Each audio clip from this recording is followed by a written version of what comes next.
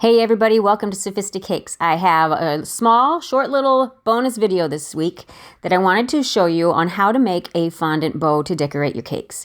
I know this is kind of going back to basics, but I think the basics are just as important as the more advanced techniques. We all start at the beginning, and I thought this one would be one that people could utilize.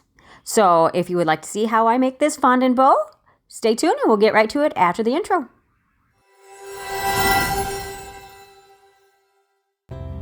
When I make my bows, I like to use either just straight up gum paste or fondant with some Tylose powder added to it.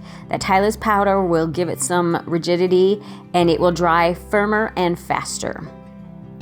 So once you have mixed that in and let it set, if you're not using the gum paste, if you're using the Tylose and the fondant, mix it up and let it set for maybe half an hour to kind of activate itself. Roll it out to about 1/8 of an inch thin, or thick, depending how you look at it, and then cut your fondant or your Tylose into a long rectangle. You need to keep in mind that it needs to be long enough that when you fold both of these ends over, that your bow is not too squatty, too narrow. And I use those paper towels to help it hold its shape while it dries. Now to get that pinched in center, I like to make it's either an M or a W shape out of it, depending how you look at it. To me, it's more of an M. Push it down in the middle and bring those sides in. You're kind of pleating it. Use some water, just using water to attach the fondant to itself to get it to hold that shape. And just mess around with it till you get it where you want it. Now, we need to make the centerpiece that combines, like when you have a bow tied, you have that piece in the middle, right? So I am rolling out some fondant with the Tylose and accordion folding that to get you the pleated look. Now we're just going to wrap it around the middle by adding some water and taking that piece and wrap it around and tuck it underneath. You're not going to see the back on this one, so it doesn't need to be so neat in the back. The front is what matters. And for this design, it actually needed some white polka dots, and I am just going to use some white dragées.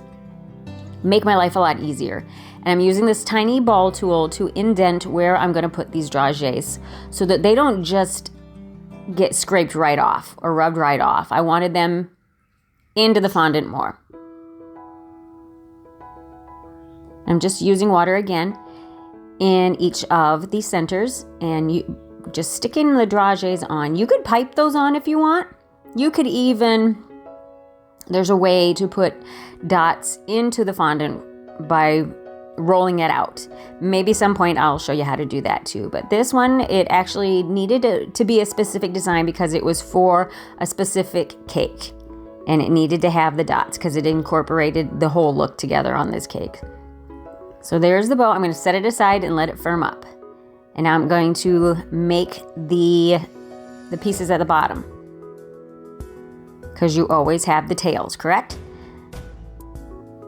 So just roll it out to about the same thickness, cut it into a fatter rectangle, and then cut that in half and cut the little corner pieces out by cutting a part of a triangle shape out of the bottom.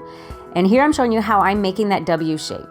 This will make it a little easier if you can visualize this, but still go ahead and put your water on there. Looks like I'm using a lot, but I'm really not. And just folding in the middle and then folding those sides down into an M shape. So you get your little pleat. And I'm going to attach the same dragées in the same way.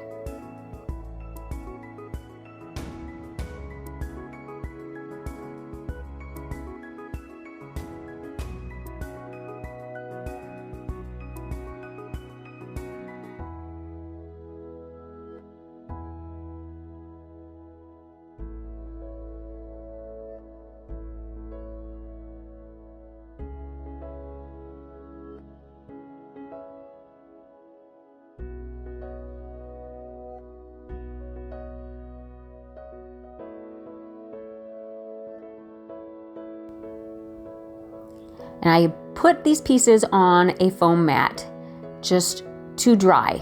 And I'm putting a little movement into the tails. They will dry in that shape. You could add a little bit of paper towels or pieces of wax paper underneath to hold it in place, but I find that they tend to work pretty good on the foam that way.